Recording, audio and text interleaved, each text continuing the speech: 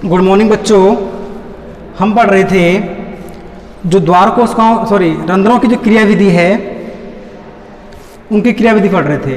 क्रियाविधि को समझने के लिए विभिन्न सिद्धांत विभिन्न थ्योरी दी गई थी। और पहला कौन सा था? पहला था बेटा स्टार्च शुगर हाइपोथेसिस और दूसरा था स्टीवार्ड हाइपोथेसिस। इसी क्रम में इन दोनों को हम पहले पढ़ चुके थे। इसी क्रम में तीसरा सिद्धांत है बच्चों सक्रिय पोटेशियम आयन स्थानांतरण सिद्धांत, active potassium ions transport theory. ये जो सिद्धांत है बच्चों, ये सिद्धांत जापानी वैज्ञानिक थे। कौन कौन से? एमामूरा एवं फ्यूजिनो ने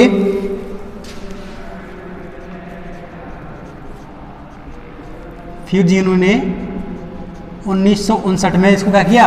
प्रतिपादित किया। अच्छा, और ये जो सिद्धांत है इस सिद्धांत को रूपांतरित किया किसने किया? लेविट ने। तो लेविट ने तो सिद्धांत का रूपांतरण किया, लेकिन मुख्य रूप से सिद्धांत का प्रतिपादन एमामूरा और फ्यूजिनो, दो जर्मनी के या जापान के वैज्ञानिक थे एमामूरा एंड फ्यूजिनो ने 1959 में इस सिद्धांत का क्या प्रतिपादन किया। लेकिन इस सिद्धांत का रूपांतरण किसने किया? लेविट ने किया। अच्छा, ये सिद्धांत है, इस सिद्धांत को वर्तमान में क्या है? सर्वाधिक जो मान्यता है वो प्राप्त है। ये दो सिद्धांत हमने पढ़े पिछले, स्टार्च शुगर हाइपोथेसिस और जो स्टीवार्ड परिकल्पना थी, वो सिद्धांत इतने मान्य नहीं है, वर्तमान में मान्य नहीं है और मान्यता उनको नहीं मिली। लेकिन ये सिद्धांत है सक्रिय पोटेशियम सिद्धांत, ये सिद्धांत इसको वर्तमान में सर्वाधिक लोग मानते हैं और इसको सर्वाधिक मान्यता भी मिली। किसके द्वारा? वैज्ञानिकों के द्वारा। अच्छा, देखो इसमें क्या होता है, इस सिद्धांत के अनुसार जो रंध्रों की गतिविधि होती है वो इस प्रकार से होती है कि दिन के समय इन डेज द्वार कोशिकाओं में जो मैलिक अम्ल है उसका निर्माण होता है। क्या होता है बच्चों? निर्माण होता है, फॉर्मेशन होता है। दिन के समय अर्थात प्रकाश में जो द्वार कोशिकाएं होती है, रक्षक कोशिकाएं होती हैं, उनमें क्या होता है? मैलिक अम्ल का निर्माण होता है, फॉर्मेशन होता है। अच्छा, ये जो मैलिक अम्ल है कहाँ था? द्वार कोशिकाओं में। द्वार कोशिकाओं में ये जो मैलिक अम्ल क्या होता है? वियोजन होता है, टूटता है मैलिक अम्ल। ये जो मैलिक अम्ल है, ये मैलिक अम्ल मैलेट प्लस हाइड्रोजन आयन में टूटता है। किसमें टूटता है? मैलेट प्लस हाइड्रोजन आयन्स में। अच्छा, अब जो मैलेट है सहायक कोशिकाओं से पोटेशियम आयनों का सक्रिय रूप से द्वार कोशिकाओं में प्रवेश होता है। क्या होता है बेटा? यहाँ पर जो, क्योंकि आपको पता है कि जो रंध्र होता है, रंध्र में दो कोशिकाएं होती हैं। अंदर की कोशिका कौन सी होती हैं? उन्हें बोलते हैं द्वार कोशिकाएं। बाहर कौन सी होती हैं? सहायक कोशिकाएं। तो सहायक कोशिकाओं से जो द्वार कोशिकाएं होती हैं, द्वार कोशिकाओं में क्या होता है बच्चों? पोटेशियम जो आयन होते हैं वो क्या करते हैं? सक्रिय रूप से प्रवेश करते हैं। द्वार कोशिकाओं में जो सहायक कोशिकाओं से जो पोटेशियम आयन्स होते हैं वो क्या करते हैं? सक्रिय रूप से प्रवेश कर जाते हैं। कहाँ पर? द्वार कोशिकाओं में। और इसके अलावा पोटेशियम तो प्रवेश करते हैं, लेकिन जो मैलेट अम्ल के साथ क्या बने थे? हाइड्रोजन आयन बने थे। ये जो हाइड्रोजन आयन है, ये हाइड्रोजन आयन क्या करते हैं? बाहर निकलते हैं, निष्कासन होते हैं। तो मैलिक अम्ल टूटा किसमें? मैलेट प्लस हाइड्रोजन आयन्स में। और सहायक कोशिकाओं से पोटेशियम आयन थे वो कहाँ पहुँच रहे हैं? द्वार कोशिकाओं में। कौन सी विधि के द्वारा? सक्रिय रूप से, एक्टिव रूप से। और जो हाइड्रोजन आयन थे वो क्या कर रहे हैं? बाहर निकल रहे हैं द्वार कोशिकाओं से। अच्छा, द्वार कोशिकाओं में क्या था? पहले से ही मैलेट था और कौन पहुंच गया? पोटेशियम आयन पहुंच गए। तो द्वार कोशिकाओं में मैलेट और पोटेशियम आयन क्या बनाते हैं बच्चों? पोटेशियम मैलेट बनाते हैं। द्वार कोशिकाओं में उपस्थित जो मैलेट है, ये मैलेट पोटेशियम आयनों के साथ मिलकर के पोटेशियम मैलेट का निर्माण करते हैं। अच्छा, ये पोटेशियम जो मैलेट है, जैसे इसका निर्माण होता है, जैसे द्वार कोशिकाओं में क्या होता है? जो प्राशन सांद्रता होती है उसमें वृद्धि हो जाती है। पोटेशियम मैलेट के निर्माण से क्या होता है? जो द्वार कोशिकाएं हैं, रक्षक कोशिकाएं हैं, गार्ड सेल्स हैं, उनमें क्या होता है? उनकी जो परासरण सांद्रता है उसमें वृद्धि होती है। परासरण सांद्रता जैसी वृद्धि होती है तो उसमें क्या होता है? अंतःपरासरण की क्रिया होती है। क्या होती है बच्चों? अंतःपरासरण या एंडोस्मोसिस की क्रिया के द्वारा जो द्वार कोशिकाएं होती हैं वो क्या होती हैं? स्फीत हो जाती हैं, फूल जाती हैं। क्या होती हैं? फूल जाती हैं। जिससे क्या होता है? रंध्र द्वार कोशिकाएं स्फीत हो गई, तो जैसे द्वार कोशिकाएं स्फीत हुई तो रंध्र खुल जाएंगे, तो ये क्या होगा, ओपन स्टोमेटा।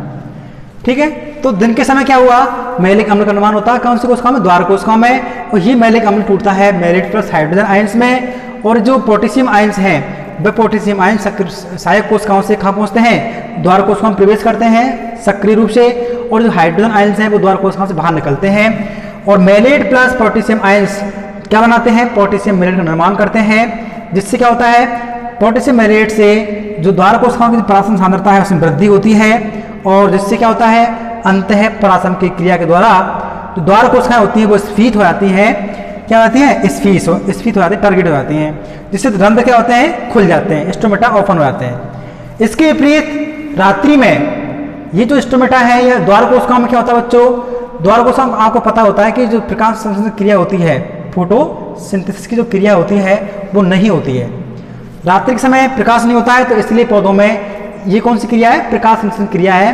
फोटोसिंथेसिस की जो क्रिया होती है वो बंद हो जाती है, नहीं होती है। तो जो उपरंध्रीय गुहा होती है, अर्थात जो बात कर रहा हूँ किसकी, रंध्रों की गुहा की बात कर रहा हूँ मैं, रंध्रों की गुहा की, द्वार कोशिका वाली जो गुहा है उस गुहा में जो CO2 की सांद्रता क्या होती है, वृद्धि हो जाती है। भाई फोटोसिंथेसिस नहीं हो रहा है, तो जो रंध्रों की गुहा है उस रंध्र गुहा में क्या होता है, CO2 की जो सांद्रता में क्या हो रही है, वृद्धि हो रही है, जिससे क्या होता है, जो मैलिक अम्ल हम यहाँ बन रहा था पहले, वो मैलिक अम्ल क्या बनाता है, अब स्टार्च का निर्माण करता है।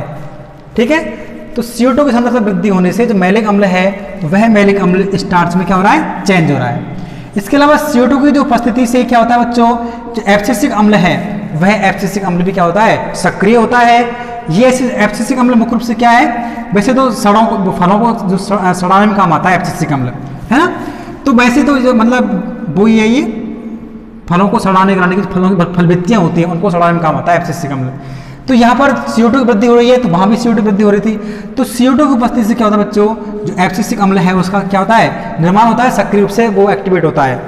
अच्छा, इसके अलावा जो द्वार कोशिकाओं में से क्या होता है, पोटेशियम आयन निष्कासन होता है, यहाँ तो प्रवेश कर रहे थे पोटेशियम आयन, लेकिन CO2 की उपस्थिति से क्या होता है बच्चों, द्वार कोशिकाओं से जो पोटेशियम आयन थे वो बाहर निकलते हैं, उनका निष्कासन होता है पोटेशियम आयनों का, जिससे क्या होता है, पोटेशियम आयन के अंदर क्या होता है, जो द्वार कोशिकाएं होती हैं उनमें कौन सी क्रिया होती है, बाह्य परासन की क्रिया होती है, एक्सोसोमोसिस की क्रिया होती है। उस एक्सोसोमोसिस की क्रिया के द्वारा द्वार कोशिकाएं होती हैं वो क्या होती हैं, स्लत अवस्था में पहुंच जाती हैं, क्या होती हैं, स्लत अवस्था अर्थात फ्लैक्सिड जो स्टेट होती है उसमें पहुंच जाती है, जिससे रंध्र क्या होते हैं, बंद हो जाते हैं, अर्थात क्लोज स्टोमेटा। ठीक बेटा, तो दिन के समय जो प्रक्रिया थी उल्टी हो जाती है इसकी, रात्रि में क्या होता है, फोटोसिंथेसिस नहीं होता है, इससे क्या होता है, CO2 की मात्रा में वृद्धि हो जाती है, सांद्रता वृद्धि हो जाती है, इससे मैलिक अम्ल क्या होता है, स्टार्च में वृद्धि होती है। यहाँ तो क्या हो रहा था, मैलिक अम्ल का निर्माण हो रहा था, यहाँ क्या होता है, मैलिक अम्ल स्टार्च में चेंज हो रहा था, या मैलिक अम्ल टूटता है मैलेट प्लस हाइड्रोजन आयंस में, तो मैलिक अम्ल टूटता है स्टार्च में, और CO2 की जो उपस्थिति से क्या होता है बच्चों, एब्सिसिक अम्ल का सक्रिय होना, यहाँ क्या होता, क्या हो रहा था, मैलिक अम्ल का निर्माण हो रहा था। तो इसके अलावा जो पोटेशियम आयन प्रवेश कर रहे थे, यहाँ जो पोटेशियम आयन है वो द्वार कोशिकाओं में क्या कर निष्कासन हो रहे हैं, और यहाँ प्रक्रिया कौन सी थी, इससे बना था पोटेशियम मैलेट। ठीक है, और क्या बन रहा था, इससे क्या हुई थी, परासन सांद्रता में वृद्धि हुई, कौन सी क्रिया के द्वारा, एनोसिस क्रिया के द्वारा। तो यहाँ पर जो पोटेशियम आयन होते हैं वो क्या करते हैं, बाहर निकलते हैं द्वार कोशिकाओं से, और क्या होता है, बाह्य परासन की क्रिया के द्वारा तो द्वार कोशिकाएं होती हैं वो क्या होती हैं, स्थिरत हो जाती हैं, जिससे रंध्रों की गुहा होती है, रंध्र क्या होते हैं, बन जाते हैं, द्वार कोशिकाएं बंद हो जाती हैं, क्लोज स्टोमेटा। तो ये थे सक्रिय पोटेशियम आयन सिद्धांत। इस सिद्धांत को जर्मनी के जो जापान के जो वैज्ञानिक थे, कौन से उनसे, इमामेरो एंड फ्यूजिनो, जापानी वैज्ञानिक थे इमामेरो एंड फ्यूजिनो ने 1959 में इसको प्रतिपादित किया सिद्धांत को, और सर्वाधिक मान्यता इसी सिद्धांत को मिली है वर्तमान में भी, और सभी जो वैज्ञानिक हैं सभी वैज्ञानिकों ने भी इस सिद्धांत को खूब माना है, खूब सराहा है। ये 1959 में प्रतिपादित की, और लेविट ने इस सिद्धांत को क्या किया, रूपांतरित किया इस सिद्धांत को। ठीक बेटा, तो मैं समझता हूँ आपकी समझ बिल्कुल आया होगा, छोटी सी चीज़ें, सिंपल चीज़ें हैं। दिन में क्या बना, मैलिक अम्ल टूटेगा मैलेट प्लस हाइड्रोजन आयंस में, सहायक कोशिकाओं से जो पोटेशियम आयन से वो प्रवेश करेंगे, और क्या करेंगे, जो हाइड्रोजन आयन से वो बाहर निकलेंगे, malate plus potassium ion, potassium malate, द्वार कोशिकाओं की जो परासन सांद्रता में वृद्धि होगी, और कौन सी क्रिया होगी, क्रिया के द्वारा और ऑस्मोसिस क्रिया के द्वारा, अंतःप्राशन क्रिया के द्वारा क्या हो जाएंगे, द्वार कोशिकाएं स्फीत हो जाएंगी, फूल जाएंगी। और अगर द्वार कोशिकाएं फूलेंगी तो क्या होगा, रंध्र खुल जाएंगे। इधर रात्रि में जो प्रकाश संश्लेषण क्रिया नहीं होती है, इससे क्या होता है, CO2 की मात्रा में वृद्धि होगी। देखो बच्चों, जो प्रकाश संश्लेषण क्रिया होती है, इस क्रिया में CO2 मुख्य योगदान देती है। CO2 प्लस जल प्लस, देखो CO2 है तो एक जल है, और इसके ये क्रिया होती है हरित लवक के, अर्थात जो वर्णक होता है क्लोरोफिल, उसके द्वारा होती है ना, क्लोरोफिल, और किस में होती है, क्लोरोप्लास्ट में, जिससे बनता है ग्लूकोज। तो यहाँ पर CO2 का उपयोग हो रहा है, लेकिन जैसे ये क्रिया बंद हो जाएगी, कौन सी क्रिया, प्रकाश संश्लेषण क्रिया बंद हो जाएगी, तो CO2 की मात्रा में क्या वृद्धि हो जाएगी, अर्थात जो यहाँ पर जो यूटिलाइजेशन हो रहा था CO2 का, वो नहीं हो पाएगा। ठीक है, तो CO2 अगर ये क्रिया नहीं होगी कौन सी, फोटोसिंथेसिस की, तो CO2 की मात्रा में वृद्धि हो जाएगी। अच्छा, अब बच्चों माना कि पूरी पृथ्वी से पेड़ कट जाए, तो बताओ क्या होगा, ये क्रिया नहीं होने से पूरे वातावरण में क्या हो जाएगी, CO2 मात्रा बढ़ जाएगी और सभी जीवों की मृत्यु हो जाएगी, ऑक्सीजन खत्म हो जाएगी पृथ्वी से। ठीक है, तो ये क्रिया नहीं होने से क्या हो जाएगा, जो उपरंध्री गुहा होती है उसमें CO2 की मात्रा में क्या होती है, सांद्रता में वृद्धि होती है, जिससे मैलिक अम्ल स्टार्च में चेंज होता है, और CO2 की उपस्थिति से क्या होता है बच्चों, एब्सिसिक अम्ल भी सक्रिय होता है। ये एब्सिसिक अम्ल मुख्य रूप से क्या होता है, पत्तियों की जो सरफेस होती है, फलों की सरफेस होती है, उनको सड़ाने का काम करता है मुख्य रूप से। तो एक बेकार का हार्मोन है एब्सिसिक अम्ल, फलों के पकाने में भी इथाइलिन ग्लाइकोन काम आता है। तो एब्सिसिक अम्ल का क्या करता है, एब्सिसिक अम्ल CO2 की उपस्थिति से बनता है। अच्छा, द्वार कोशिकाओं में क्या होता है, पोटेशियम आयन होते हैं वो बाहर निकलते हैं, यहाँ क्या करते हैं, प्रवेश कर रहे थे। कौन सी क्रिया होती है, एक्सोस्मोसिस क्रिया होती है, और जिससे क्या द्वार कोशिकाएं स्थिरत अवस्था में पहुंच जाती हैं, रंध्रों का क्या होता है, बंद हो जाते हैं। तो ये सिद्धांत था सक्रिय पोटेशियम आयन सिद्धांत, बड़ा बहुत मोस्ट है परीक्षा की दृष्टि से भी, और वैसे भी बहुत मोस्ट है, इसके जो कंपटीशन एग्जाम्स हैं उसकी दृष्टि से भी बहुत इंपॉर्टेंट है। याद कर लेना इसको बेटा, जरूर आता है क्वेश्चन पूछा जाता है आपसे। ठीक है, तो इसलिए very very important for the examinations. तो बच्चों ये थे 3 सिद्धांत। रंध्रों की गति को समझाने के लिए 3 सिद्धांत विभिन्न वैज्ञानिकों द्वारा प्रतिपादित किए गए थे, जिसमें से पहला था कौन सा, शुगर स्टार्च हाइपोथेसिस, दूसरी थी स्टीवार्ट्स हाइपोथेसिस, और तीसरा था एक्टिवेट या एक्टिव ट्रांसपोर्ट आयंस थ्योरी। ठीक है बेटा, तो जो तीनों सिद्धांत थे मैं समझता हूं आपकी समझ बिल्कुल आए होंगे।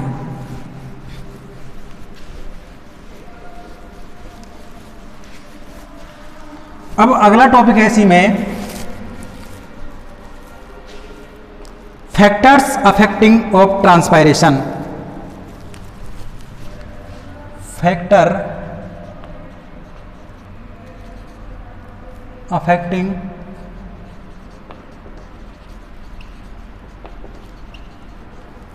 ट्रांसपायरेशन,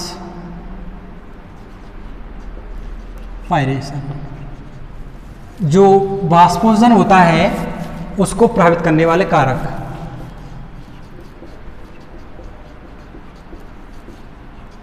वाष्पोत्सर्जन को प्रभावित करने वाले कारक। देखो, जो वाष्पोत्सर्जन क्रिया होती है, वाष्पोत्सर्जन क्रिया को मुख्य रूप से जो फैक्टर्स होते हैं, उन फैक्टर्सों को हम मोटे तौर पर 2 भागों में बांट सकते हैं। पहले फैक्टर्स हैं बाह्य कारक, एक्सटर्नल फैक्टर्स, और दूसरा कारक है बच्चों आंतरिक कारक।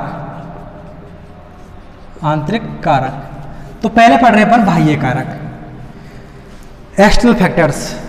तो पहले कौन सा पढ़ रहे हैं, बाह्य कारक, तो इसको मिटा रहा हूं बोले में, तो पहला पढ़ रहे हैं अपन एक्सटर्नल फैक्टर्स। तो पहला फैक्टर्स आता है इसमें बाह्य कारक में, जो पहला फैक्टर्स है, पहला कारक है वो क्या है, प्रकाश। प्रकाश को कहते हैं बच्चों हिंदी में, इंग्लिश में लाइट। आपको पता है बेटा कि जो प्रकाश की क्रिया को, प्रकाश जो वाष्पोत्सर्जन क्रिया का करता है, प्रत्यक्ष और अप्रत्यक्ष रूप से प्रभावित करता है। ये जो प्रकाश है, यह प्रकाश जो ट्रांसपायरेशन की जो क्रिया होती है, अर्थात वाष्पोत्सर्जन की क्रिया होती है, उसको डायरेक्ट और इनडायरेक्ट दोनों रूप से क्या करता है, प्रभावित करता है।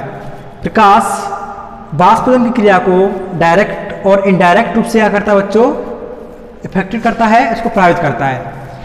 देखो जो प्रकाश की उपस्थिति प्रत्यक्ष रूप से रंध्रों को खोलने में काम आती है। अगर डायरेक्ट की बात करें अपन, जो प्रकाश होता है वो रंध्र होते हैं, रंध्र, उन रंध्रों को खोलने में काम आती है। डायरेक्ट से बात करें अपन तो डायरेक्ट जो प्रकाश की उपस्थिति प्रत्यक्ष रूप से रंध्रों को खोलने में क्या होती है, सहायक होती है डायरेक्ट रूप से। अगर प्रकाश पड़ेगा तो रंध्र खुल जाएंगे ऑटोमेटिकली डायरेक्ट रूप से। अच्छा, जो इनडायरेक्ट रूप से बात करूं मैं तो इस रूप में जो प्रत्यक्ष रूप से तापक्रम में वृद्धि हो जाने से वाष्पजन की दर बढ़ने में सहायक होती है।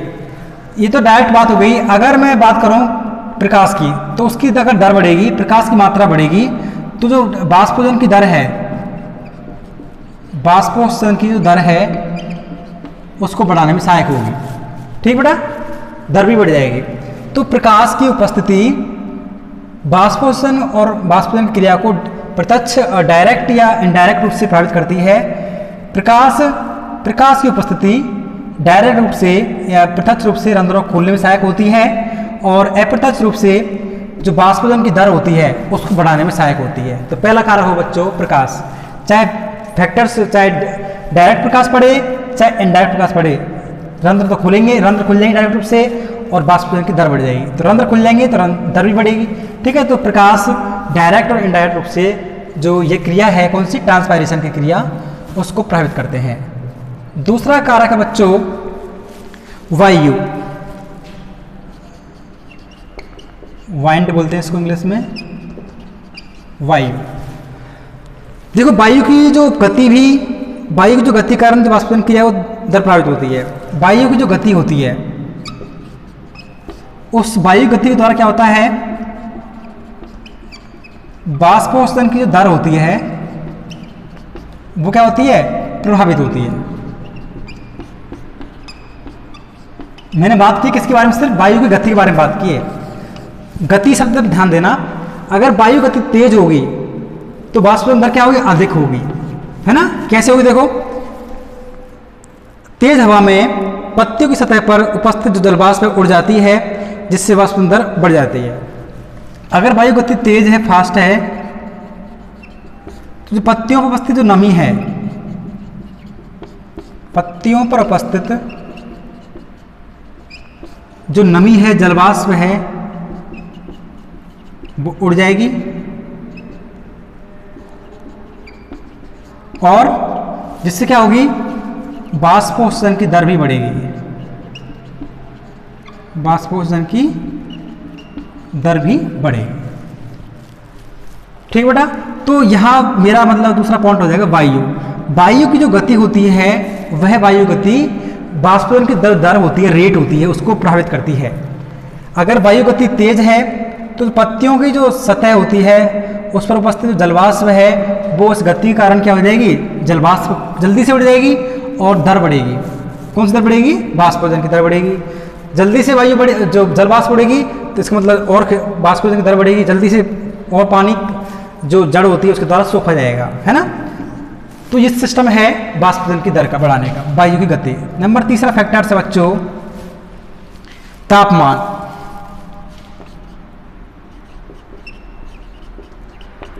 टेम्परेचर,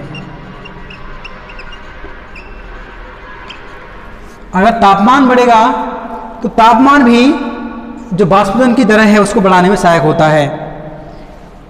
तापमान का जो वाष्पोत्सर्जन की दर पर क्या होता है, सीधा प्रभाव पड़ता है। तापमान का जो प्रभाव है वो क्या है, सीधा प्रभाव है। किस पर, वाष्पोत्सर्जन की दर पर।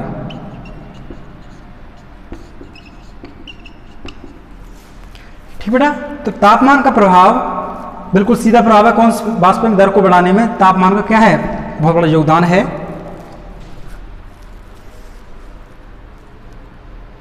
तापमान बढ़ने पर वायुमंडल की जो आपेक्षिक आर्द्रता है वो कम हो जाती है, इससे वाष्पोत्सर्जन बढ़ जाती है।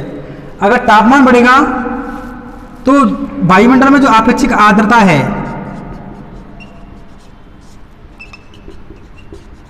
वो क्या हो जाएगी, कम हो जाएगी और अगर आर्द्रता कम हो जाएगी तो क्या होगा, जो वाष्पोषण है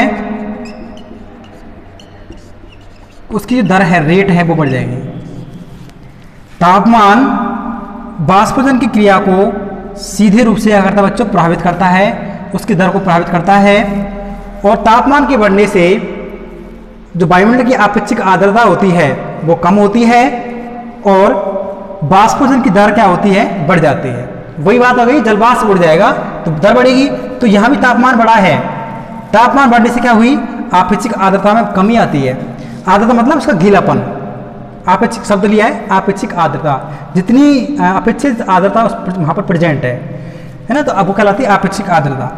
आपेक्षिक आर्द्रता में कमी आती है और वाष्पोषण की दर बढ़ जाती है। चौथा कारक है बच्चों, वो क्या है, मृदा में प्राप्त जल की अवेलेबल सोल वाटर।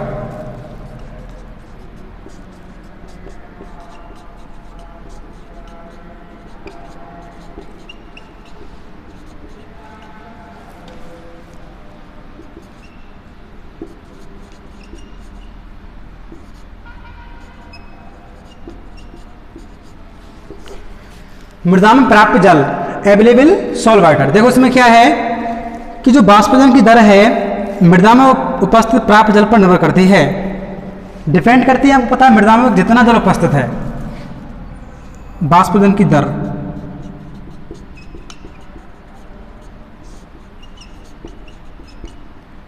निर्भर करती है मृदा में प्राप्त जल पर।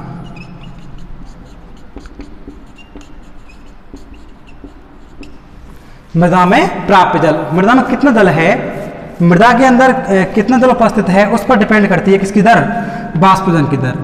देखो कैसे, यदि प्राप्त जल की यदि मृदा में प्राप्त जल की कमी है तो वाष्पोषण की दर घट जाएगी। मृदा में प्राप्त जल की कमी है तो क्या होगा बेटा, जो वाष्पोषण की दर है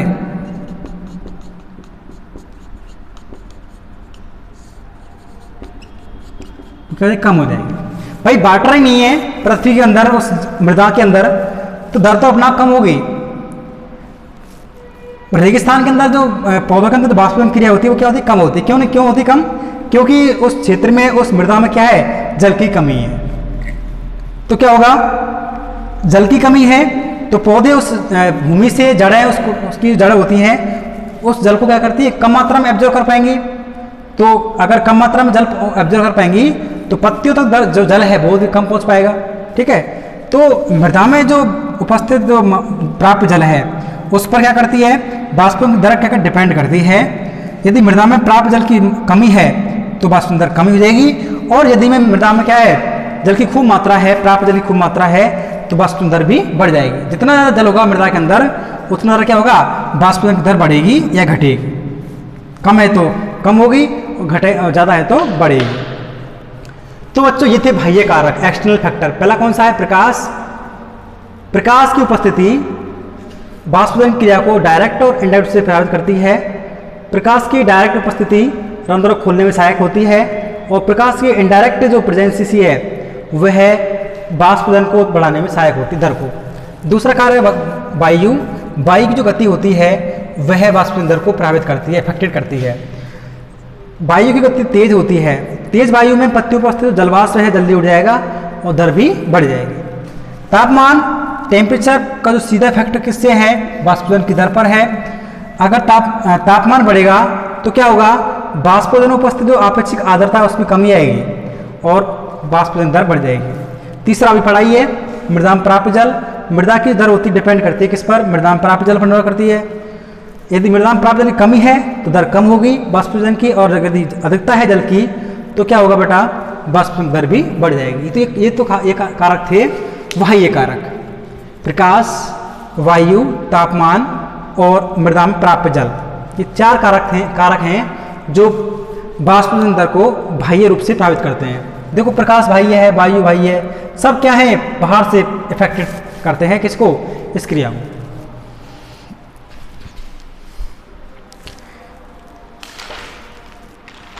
तीसरा जो कारक है बच्चों, दूसरा कारक है आंतरिक कारक। अब मैं आंतरिक कारक की बात करूंगा।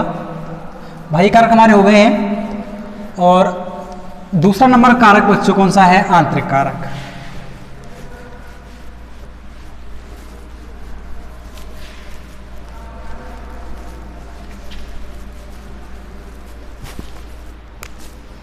सेकंड नंबर कौन सा कारक हमारा? आंतरिक कारक,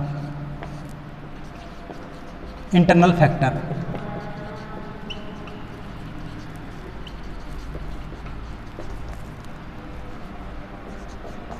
इसके अंदर पहला कारक आता है बच्चों, वो क्या है? पत्ती की संरचना, लीफ स्ट्रक्चर। पत्ती की संरचना।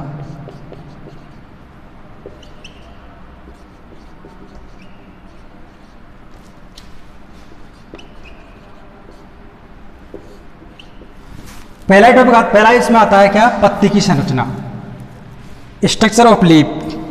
वाष्पोत्सर्जन की दर पत्ती की संरचना पर प्रभावित होती है। देखो, जो पत्ती की संरचना कैसी है उस पर डिपेंड करती है क्या? वाष्पोत्सर्जन की दर, है ना। तो पत्ती की संरचना है वो क्या करती है? इसको प्रभावित करती है। अगर पत्ती, देखो बच्चों कैसी संरचना है? शुष्क जलवायु में उगने वाली पौधों की पत्तियां, पत्तियों की एपिडर्मिस, क्यूटिकल, मोम और रमों से ढकी होती है। देखो, अगर वातावरण कैसा है? शुष्क है, शुष्क जलवायु वाले पौधों की पत्तियां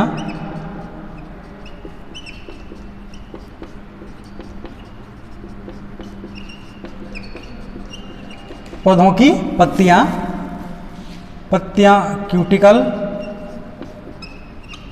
इसे बोलते हैं उपत्वचा हिंदी में, क्यूटिकल को, क्यूटिकल कोमा एपिडर्मिस या मूल रोम और मूल रोम, मोम, मूल रोम तो वो हो जाएगा, चलो कुछ रोम, क्यूटिकल, रोम और मोम आदि से क्या होती है? ढकी होती है।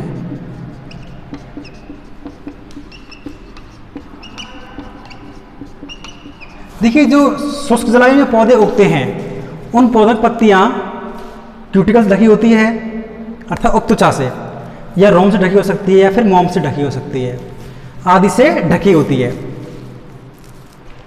ये लक्षण जो हैं, ये सभी जो लक्षण है, रोम है, क्यूटिकल है, मोम है, ये क्या करते हैं बच्चों?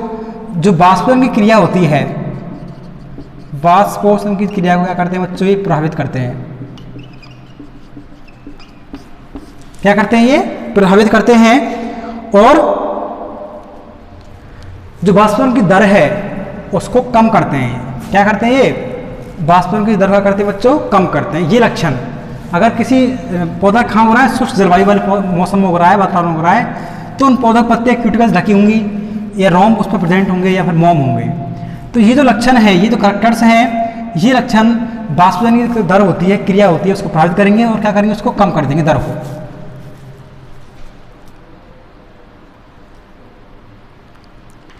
तो पहला हो गया पत्ती की संरचना। पत्ती की संरचना किस प्रकार से, वो किस जलवायु वाले पौधे मौसम में हो रही है ना। तो ये जनरली जो पौधे होते हैं उनमें इस तरह की संरचना कम होती है। क्यूटिकल तो होती है, लेकिन ये सब चीज़ें नहीं होती है। क्यूटिकल होती है लेकिन कम कम मात्रा में होती है, कहीं कहीं से टूटी स्थानों पर भी होती है। आप लोगों ने देखा होगा, उसमें पढ़ा आपने, क्यूटिकल जो उपत्वचीय जो वाष्पोत्सर्जन है उसमें देखा आप लोगों ने कि क्यूटिकल वैसे तो क्या है, जल के प्रति अपारगम है, लेकिन कई स्थानों पर क्या होती है? टूटी होती है, या फिर कैसे होती है? एब्सेंट होती है, या बहुत पतली होती है। तो वहाँ से क्या जल की हानि होती है। तो जनरली क्यूटिकल तो कैसी होती है? कुछ परिस्थिति में परमिबल हो सकती है और कुछ में इम्परल हो सकती है। तो जनरली शुष्क जलवायु पौधे होते हैं उनमें क्यूटिकल, रोम और मूल रोम उपस्थित होते हैं। ये जो वाष्पोत्सर्जन की दर है उसको कम करते हैं। तीसरी बात करूँ इसकी बच्चों, रंध्र। दूसरे नंबर कारक है रंध्रों की संख्या या फिर रंध्र, स्टोमेटा। आपको पता है कि जो पत्तियों के अंदर जो वो होते हैं रंध्र, वो प्रेजेंट होते हैं। पत्ती की इकाई क्षेत्रफल में रंध्रों की संख्या भी महत्वपूर्ण होती है। रंध्र होते हैं प्रति पत्ती की इकाई क्षेत्रफल में उपस्थित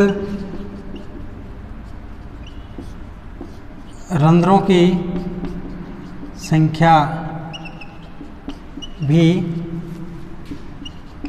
इस क्रिया को प्रभावित करती है। पत्ती की इकाई क्षेत्रफल में उपस्थित जो रंध्र हैं उनकी संख्या भी ये जो क्रिया है वाष्पोदन की उसको क्या करते हैं, ये प्रभावित करते हैं, है ना। कि पत्ती की जो इकाई क्षेत्रफल में कितने रंध्र उपस्थित हैं, भाई रंध्र ज़्यादा होंगे तो जो क्रिया ज़्यादा होगी, अगर रंध्र कम है तो ये क्रिया कम होगी।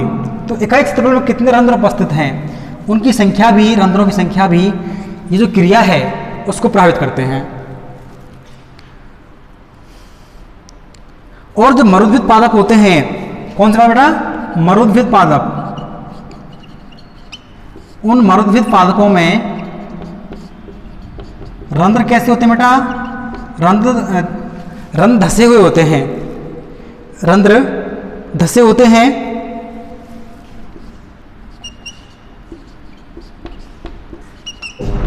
और इन्हें कहते हैं गणतीय रंध्र। क्या कहते हैं इनको, गणतीय रंध्र कहते हैं। इंग्लिश में कहते हैं इनको सनकेन टैप, सनकेन स्टोमेटा, सनकेन स्टोमेटा कहते हैं। तो मरुद्भिद पादपों में पत्तियां होती हैं उनमें रंध्र कैसे होते हैं, वो धसे हुए होते हैं, इन्हें गणतीय रंध्र कहते हैं और इंग्लिश में कहते हैं सनकेन स्टोमेटा। ये जो सनकेन स्टोमेटा है इनसे क्या होता है, इनसे वाष्पन की जो जल की जो हानि होती है वो क्या होती है, कम होती है। गर्त में धसे होते हैं, ये पत्तियों की जो गर्त है, त्वचा है वो, सॉरी रंध्रीय गुहा है उसमें धसे होते हैं, तो इनसे क्या होती है, जल की हानि कम होती है।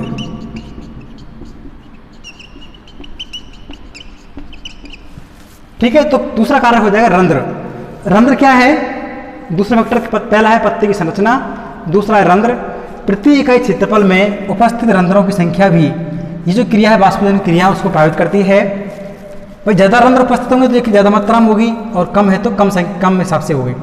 और मरुद्भिद पादपों में जो रंध्र होते हैं वो कैसे धसे हुए होते हैं, है ना, कैसे होते हैं, धसे हुए होते हैं रंध्रीय गुहा के अंदर, तो उन्हें गणतीय रंध्र कहते हैं या कहते हैं सनकेन स्टोमेटा। इनसे जल की हानि कम होती है। तो दूसरा कारक होगा रंध्र। तीसरा कारक है बच्चों मूल प्रवाह अनुपात।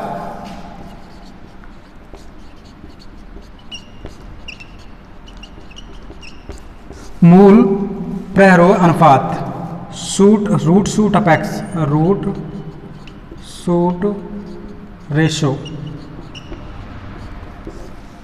ठीक है, तो जो मूल प्रवाह अनुपात है उस वृद्धि से पादपों में क्या होगी, वाष्पोदन की वृद्धि होगी। रूट शूट जो अनुपात, रेशो अनुपात है, मूल प्रवाह अनुपात में वृद्धि से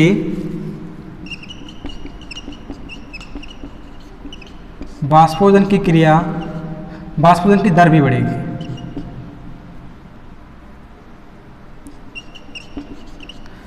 जितनी ज़्यादा मूल की वृद्धि होगी उतना ही क्या होगा, प्रवाह विकसित होगा। अगर प्रवाह विकसित होगा तो पत्तियों की जो लंबाई है, पत्तियों की सरफेस वो बढ़ेगी, तो जिससे क्या हो जाएगा, वाष्पोदन दर भी बढ़ेगी। तो मूल प्रवाह अनुपात अर्थात रूट शूट जो रेशो है उसमें वृद्धि होने से क्या होगी, वाष्पोदन क्रिया की दर है वो भी क्या होगी बच्चों, बढ़ेगी। तीसरा कारक है पत्ती का दिक् विन्यास। चौथा, पत्ती का दिक् विन्यास, इसे कहते हैं इसमें ओरिएंटेशन ऑफ लीफ। देखो दिक् विन्यास, यदि पत्तियों का जो दिक् विन्यास है आपतित जो विकिरण के समकोण पर उपस्थित है तो उन पर सूर्य की किरणों का सबसे अधिक प्रभाव पड़ता है, जिससे उन वाष्पोदन दर अधिक होती है। आपको पता है कोई पत्ती, ये कोई पादप है, इस पर क्या हो रही बेटा, ये पत्ती लगी हुई है। कैसी लगी हुई है, पत्ती लगी हुई है। देखो कोई मैं चित्र बनाता हूँ,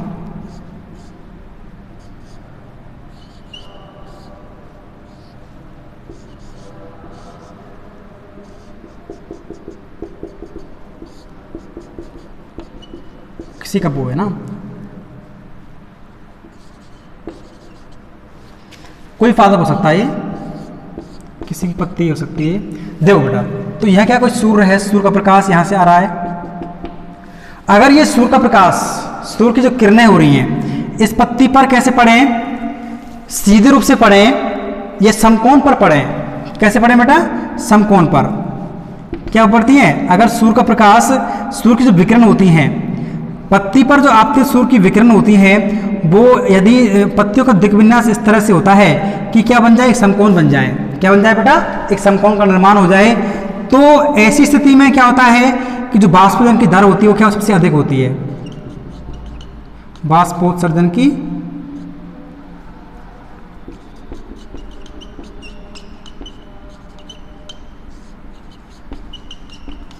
बढ़ जाएगी। सूर्य का प्रकाश यदि पत्तियों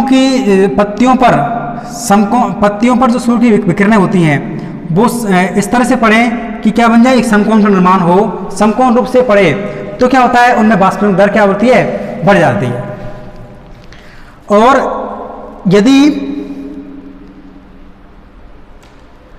पत्तियों का दिग्विन्यास आपतित विकर्ण के समांतर हो, अब इसी प्रकार ले लें, देखो यहां से ले लें, यदि पत्तियों इस तरह व्यवस्थित है पेड़ों में कि देखो यहां तो एक समकोण का निर्माण हो रहा था, यहां पर क्या हो रहा था, समकोण बन रहा था, बन रहा समकोण, समकोण की स्थिति है।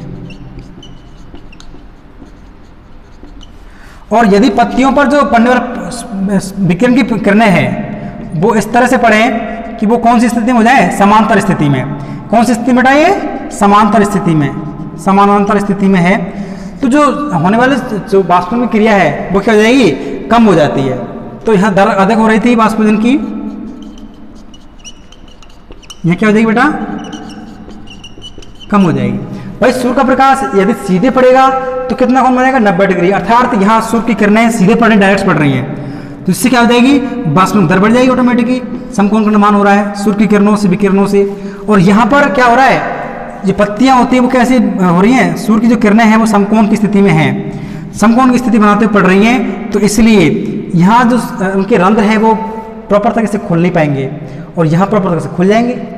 तो यहाँ रंध्रों के नहीं खुलने से ये जो क्रिया है बाष्पीभवन की दर क्या हो जाएगी, कम हो जाएगी। तो तीसरा कारक हो जाएगा पत्ती का दिक् विन्यास, वो किस तरह इस पादप में किस तरह से व्यवस्थित है, समकोण की स्थिति में व्यवस्थित है या फिर समानांतर रूप से व्यवस्थित है। यदि पत्ती पर सूर्य की जो विकिरणें हैं वो समकोण की स्थिति पर पड़ती हैं तो बाष्पीभवन दर अधिक हो जाएगी, और यदि जो सूर्य की किरणें हैं वो उस पर समानांतर रूप से पड़ती हैं तो बाष्पीभवन दर क्या हो जाएगी, कम हो जाएगी। तो तीसरा कारक, चौथा कारक बेटा पत्ती का दिक् विन्यास। तो ये कारक थे, 4 आंतरिक कारक थे पत्ती की संरचना।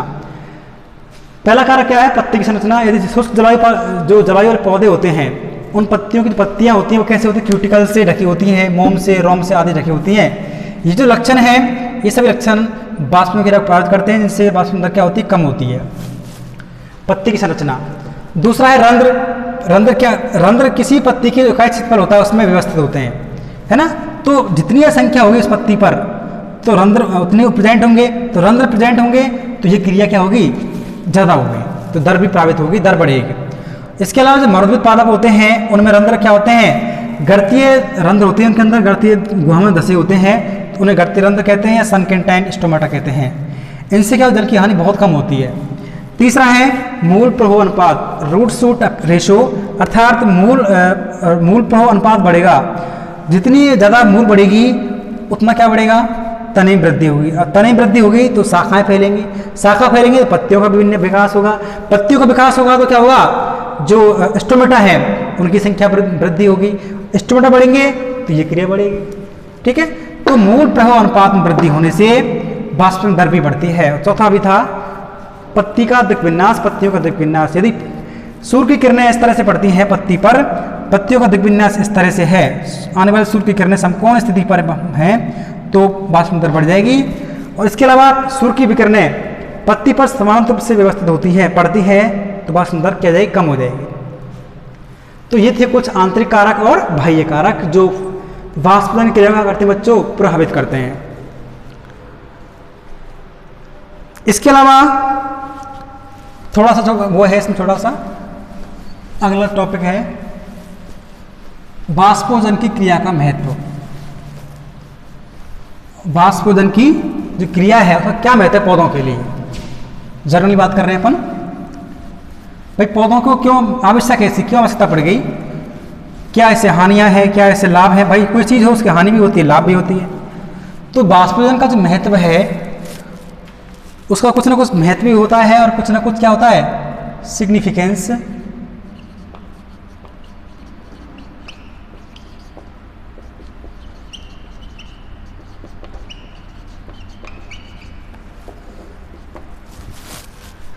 वाष्पोदन का महत्व देखो बच्चों, जो वाष्पोदन की क्रिया है, वाष्पोदन की क्रिया को वैज्ञानिकों ने एक शब्द है आवश्यक बुराई माना है, नेसेसरी एविल।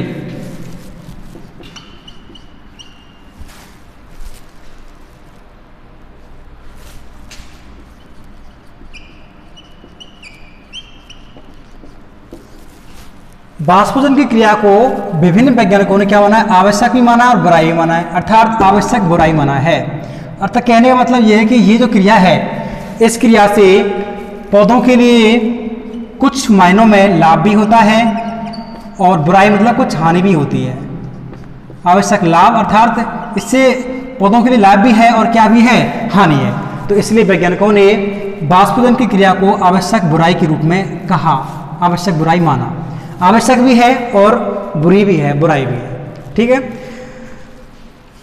इससे पौधों को निम्न लाभ होते हैं। जनरली लाभ की बात करें अपन, तो लाभ की बात करें अपन, तो पहला जो लाभ है इस क्रिया से, पादपों में रसारोहण की क्रिया वाष्पोदन अपकर्ष पर डिपेंड करती है। भाई वाष्पोदन क्रिया होती है, आप लोगों ने पढ़ा है कि जो पादपों में जो रसारोहण की क्रिया है, रसारोहण की क्रिया डिपेंड करती है किस पर, वाष्पोत्सर्जन अपकर्ष पर, ट्रांसपायरेशन जो पुल है उस पर डिपेंड करती है।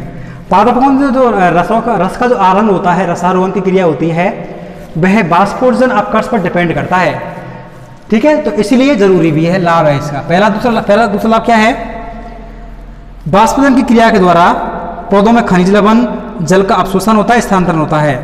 तो पौधों में जो खनिज लवण होते हैं,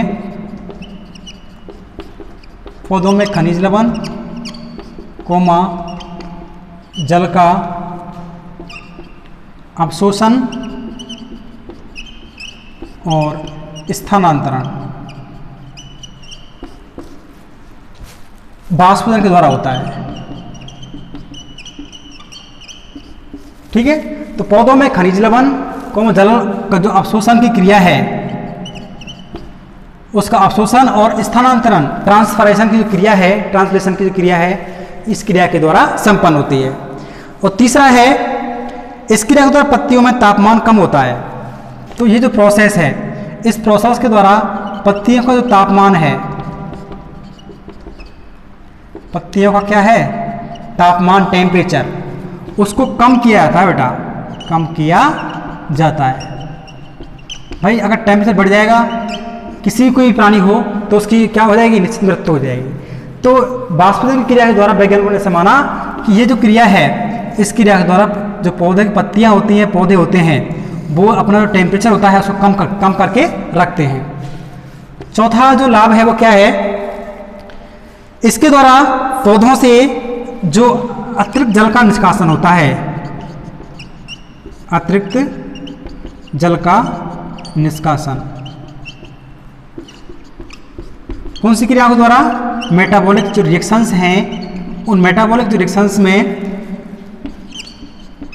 उपापचय क्रियाओं में। उपापचय क्रियाओं में क्या था बच्चों को पता, जल का काम आता है। पौधों के अंदर उपापचय क्रिया होती है, सभी प्राणियों के अंदर उपापचय क्रिया होती है, हमारे अंदर भी उपापचय क्रियाएं हो रही हैं।